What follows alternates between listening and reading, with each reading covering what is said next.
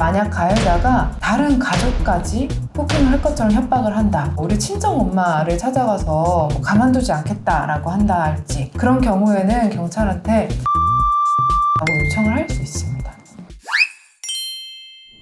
안녕하세요. 이혼 전문 변호사 박희연입니다. 제가 이혼 사건을 진행하다 보면 가장 가슴 아파하는 사유가 있어요. 그게 뭐냐면 가정폭력. 요즘도 맞고 사시는 분들이 계세요? 가정폭력은요, 끊임없긴 있어요. 끊임없이? 네, 진짜 끊임없이 있어요.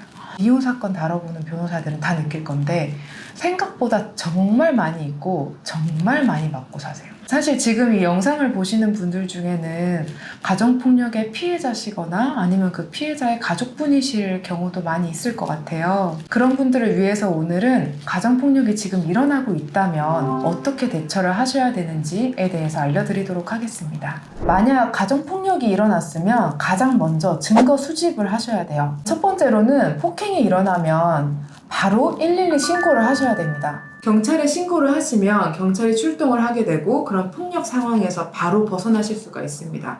그리고 경찰의 도움을 받아서 가해자로부터 접근 금지를 받아낼 수가 있어요. 한마디로 분리 조치를 하실 수 있게 되는 거죠. 그리고 가장 중요한 거는 경찰에 신고를 하시면 그 부분을 입증 자료로서 나중에 사용을 하실 수가 있어요. 네, 다만 주의하셔야 되는 거는 이 신고 내역이 1년까지만 보관이 되기 때문에 가급적이면 빨리 신고 내역서를 발급을 받아 놓으시는 게 좋습니다.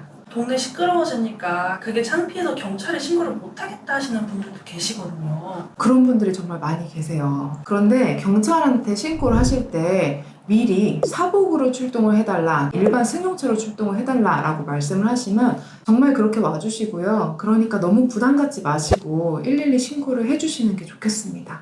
경찰이 돌아가고 나면 네가 감히 신고를 해? 이러면서 더 때리는 건 아닐까요? 그럴 경우에는 경찰에 신고를 하시고 바로 그 가해자에 대한 접근 금지를 시켜달라고 요청을 하세요. 경찰의 도움으로 임시 조치로 접근 금지 결정을 즉각해서 받을 수가 있고요.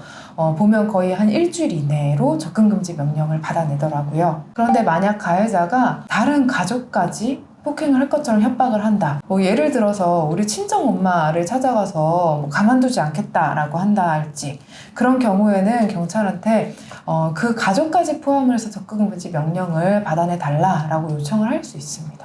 두 번째로는 폭행을 당하셔서 상해를 입으셨으면 바로 병원에 가셔서 상해 진단서를 발급해 놓으시는 게 좋습니다. 가끔은 어떤 분들은 남편한테 폭행을 당했다는 부분을 말씀하시기가 좀 부끄러워서 내가 계단에서 굴렀다, 아니 넘어졌다 이렇게 말씀하시는 경우들이 있으세요.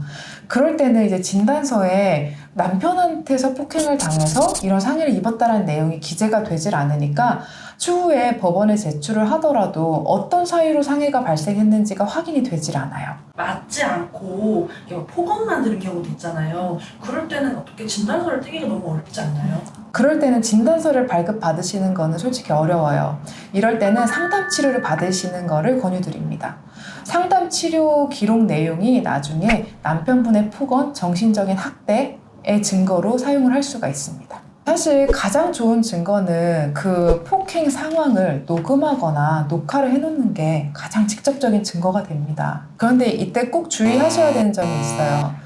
녹화를 하거나 녹음을 하는 영상에 내 목소리 아니면 내 모습이 드러나게 하는 게 좋습니다. 그렇게 하지 않았을 때는 통신비밀보호법을 위반했다라고 볼 여지가 있어요. 막고 있는데 막 카메라로 이렇게 찍으면 오히려 더 맞지 않을까요? 그래서 사실 실질적으로 녹화를 하실 수 있는 분들은 잘 없어요. 이럴 때는 그런 상황이 발생하기 전에 가해자가 모르게끔 녹음기를 켜놓으시는 거 좋을 것 같습니다. 막고 있는 상황에 경황이 없어서 못 찍었다. 후에 멍이 든 사진이나 엉망이 된 집안 사진을 찍는 것도 혹시 증거가 될 수 있을까요? 그런 부분도 증거가 될 수는 있어요. 근데 다만 이 폭행 상황이 정확하게 녹음이나 녹화가 되어 있지 않으면 그런 어지러져 있는 현장 사진은 이제 간접적인 증거로만 활용이 가능해요.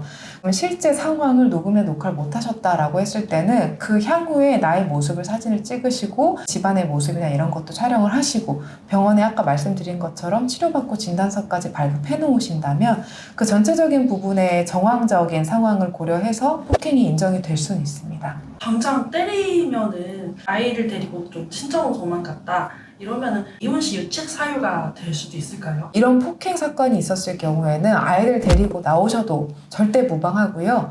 그 집에서 나오는 게 전혀 가출에 해당하지 않습니다. 접근 금지 명령이 내려졌어도 그냥 무시하고 찾아가는 사람도 있을까요? 있어요. 접근금지 명령이 있다고 하더라도 그 사람의 이동을 제한할 수는 없기 때문에 직접 찾아오고 그런 사건들이 뉴스에 나오기도 하죠. 사실 결국에는 이 피해자분들이 본인 주소 숨기면서 다른 데로 이사 가는 수밖에 없어요.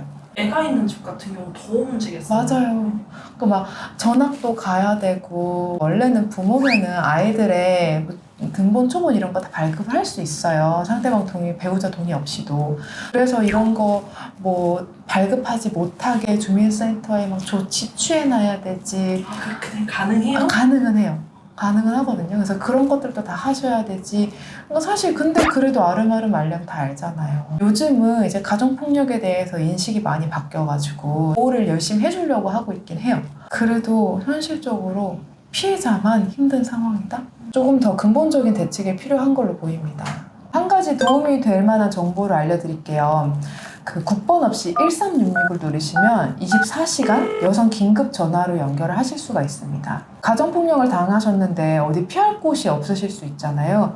그럴 때 여기에 도움을 요청하시면은 긴급 피난처를 또 마련을 해주시거든요. 여러 가지 이제 법률적, 의료적인 조치도 도움을 받으실 수가 있고, 만약 가해자하고 지속적인 분리를 원하시면 쉼터로 연결을 해주실 수도 있습니다. 무엇보다 이렇게 1366에 연락을 하셔서 도움을 요청을 하시면 그런 상담 기록이 남아요. 그런 상담 기록이 나중에 법원에서 소송으로 입증 자료를 제출을 할 때 큰 공신력을 가질 수 있습니다. 남성분들도 좀 맞으시는 분들 계시잖아요. 이분들도 혹시 이용 가능할까요? 명칭은 여성 긴급 전화이지만 남성분들도 이용 가능하시고요.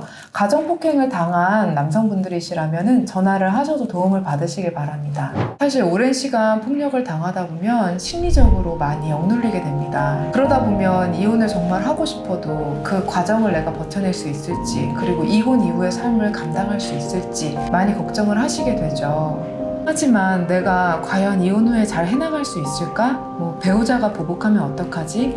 이런 걱정을 하면서 아무것도 하지 않는다면 나를 포함해서 우리 아이들까지 그 지옥 같은 시간 속에 멈춰 있어야 합니다. 이제는 정말 벗어나셔야 합니다.